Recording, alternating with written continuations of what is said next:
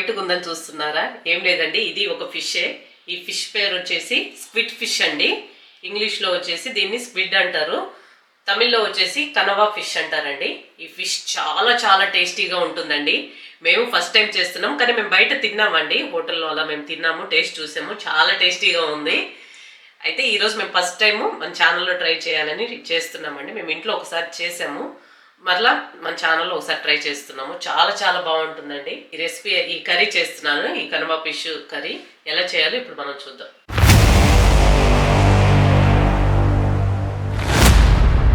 ఇప్పుడు మనము ఈ ఫిష్ కర్రీ చేయడానికి ఒక చిన్న మసాలా ప్రిపేర్ చేసుకోవాలండి. ఈ మసాలా కోసం వచ్చేసి నేను పచ్చి కొబ్బరి తీసుకున్నాను. పచ్చి కొబ్బరి వేసానండి ఫస్ట్.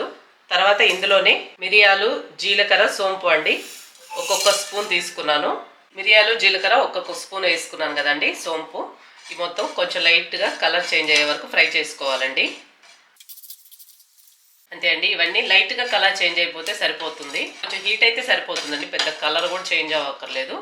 ఇప్పుడు మనం వీటిని తీసేసుకొని చల్లారబెట్టుకొని మిక్సీ జారీలో కొంచెం నీళ్ళు యాడ్ చేసుకొని పేస్ట్ లాగా పట్టుకోవాలండి. ఇప్పుడు స్టవ్ వెలిగించుకొని ప్యాన్ పెట్టేసి ఇప్పుడు ఇందులో మనము 50 ml ఆయిల్ వేసుకుందామండి.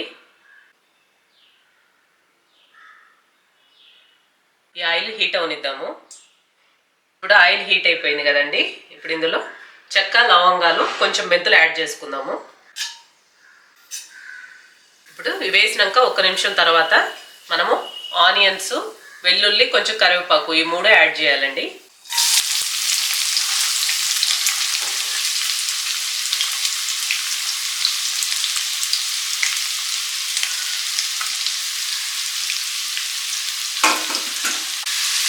ఈ 3 యాడ్ చేసిన తర్వాత ఇప్పుడు ఈ ఆనియన్స్ మంచిగా కలర్ చేంజ్ అయ్యే వరకు మనం ఫ్రై చేసుకోవాలి.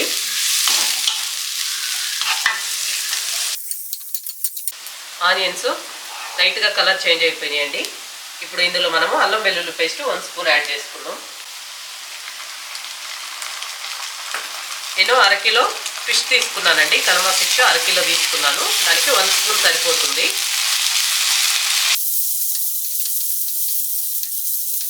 ఈ అల్లం వెల్లుల్లి పేస్ట్ 1 నిమిషం మంచిగా వేగిపోయిందండి.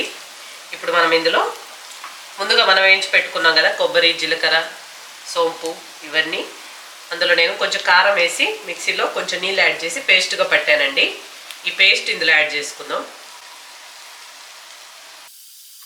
ఇప్పుడు మనం వేసిన మసాలా వచ్చేసి ఒక 3 నిమిషాలు మంచిగా ఫ్రై అవ్వాలండి ఆయిల్లోనే. కూర టేస్ట్ చాలా బాగుంటుంది. ఇది ఒక 3 నిమిషాలు మంచిగా ఫ్రై అయిపోయిందండి. ఇది ఫ్రై అయిన తర్వాత ఈ విధంగా ఆయిల్ సపరేట్ అవుతుంది, అప్పటి వరకు మనం ఫ్రై చేసుకోవాలి.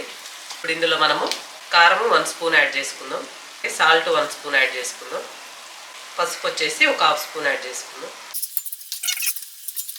కారం, పసుపు వేసిన తర్వాత 1 నిమిషం మంచిగా ఫ్రై చేసుకొని ఇప్పుడు మనం ఇందులో టమాటాలు యాడ్ చేసుకుందాం. ఒక 4 టమాటాలు తీసుకున్నానండి.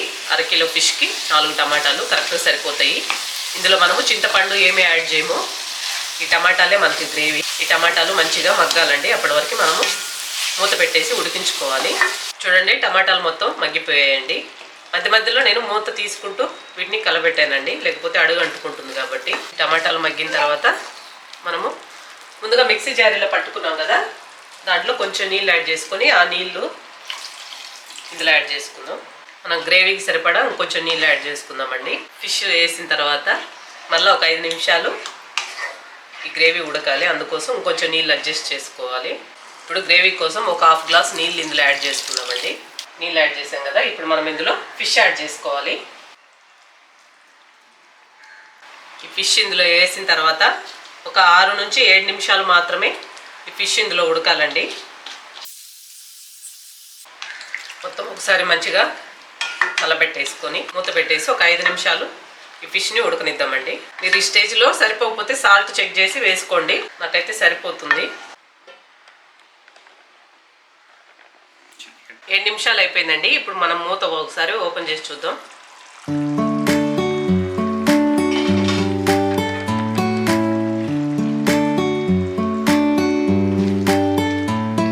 బాగా ఉడికిపోయినాయండి ఫిష్.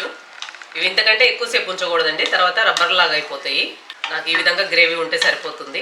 అంతే అండి, స్క్విడ్ ఫిష్ కర్రీ రెడీ అయిపోయింది. ఇది ఒక బౌల్లో సర్వ్ చేసి చూపిస్తాను. అంతే అండి, ఎంతో టేస్టీ అయిన కనవ ఫిష్ కర్రీ రెడీ అయిపోయింది. చాలా బాగుంటుందండి ఈ కర్రీ. ఫిష్ అంత టేస్ట్, మీరు ఒక్కసారి ట్రై చేయండి, మీకే తెలుస్తుంది ఎంత టేస్టీగా ఉందో. మళ్ళా చేసుకోవాలనిపిస్తుంది. చూసారు కదండి, ఎంతో టేస్టీ అయిన కనవ ఫిష్ కర్రీ. చాలా బాగుంటుందండి. ఈ పద్ధతిలో చేస్తే మీరు తప్పకుండా ట్రై చేయండి, మీకు నచ్చుతుంది. మళ్ళా మీకు చేసుకోవాలనే ఇంట్రెస్ట్ కలుగుతుంది. ఈ పద్ధతిలో చేసి ఒక్కసారి ట్రై చేయండి అండి.